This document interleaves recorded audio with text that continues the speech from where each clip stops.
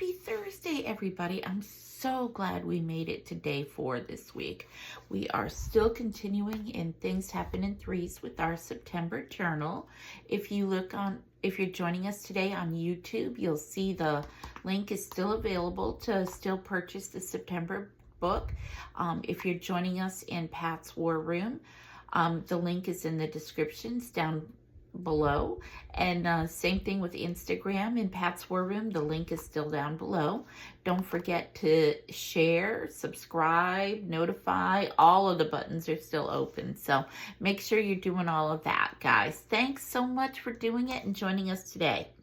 So as always, with our Things Happen in Threes, we kind of want to reflect on something in the Bible that happens in threes or God talks about in threes. And today I want to focus in on Ecclesiastes 4 and 21. And that's where God kind of talks about three chord and his three-chord ministry. And one of the things that is so very important to God is family. And he talks a lot about family throughout the Bible, from Genesis to Revelations. But in Ecclesiastes, he wants us to have a very sweet and gentle reminder of that. Now, if you know anything about a chord, the strongest type of chord has 3 chords in it, and they're twined together and twisted together so that you basically don't know where one starts and one finishes, but 3 separate chords are twisted together. One he describes as representing the groom. The second one is there, and that represents the bride in a family. And then there's a third one there.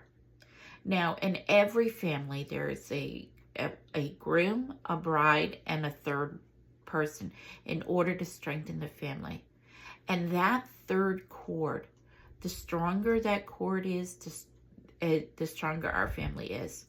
Now, who is that chord in your family?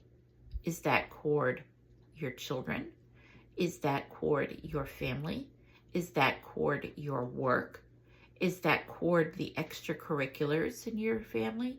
Is that chord the money, your wallet, your cars, your yard, your home? Or is that chord God? Who is that chord in your family? Now, I know who it should be in your family, but think about that with your family. Who is that chord?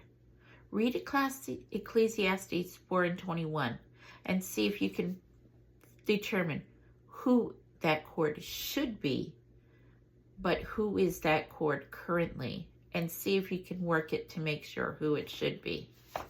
All right, so today for our devotional, as always, we want to focus in on those 3 people. Are they the same 3 people? Are we working on the same ones today? Make sure you reach out to them. Make sure they know that they're not alone. Make sure they know that you are with them in prayer or in action, so they know that they are not alone in whatever it is that you're praying with them about, working with them on, supporting them through.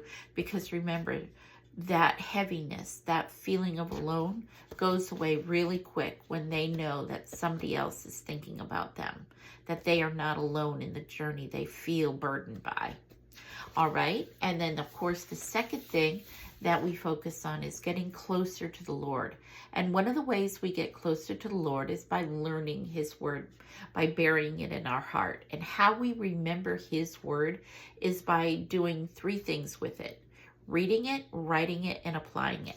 So today's verse that we're going to focus in on is Psalms 27:14. Wait for the Lord. Be strong and take heart, and wait for the Lord. Waiting is hard. Patience is not strong in my family. So now that we've read it, we write it over here, and there's a good space for us to do that over here. And then apply it. Now, sometimes we'll read a verse and it's just words on a page. It doesn't really have a whole lot of meaning to us, but we still, how are we applying that verse? What are we waiting for? And sometimes we'll read a verse and a word or a phrase in that verse will strike a new chord. Something hits us like it's never hit us before. What hit us today that struck a new chord with us today? Write it down here.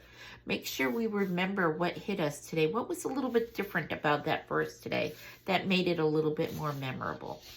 All right, and then of course for the month of September, in our notes section, we're writing down something positive that happened yesterday.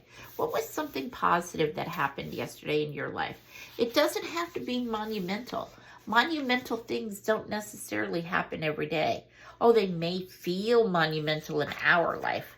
Like yesterday, my monumental thing, and again, for some people this might seem silly, but for me, it was a positive thing. I don't often get to pay my electric bill ahead of time.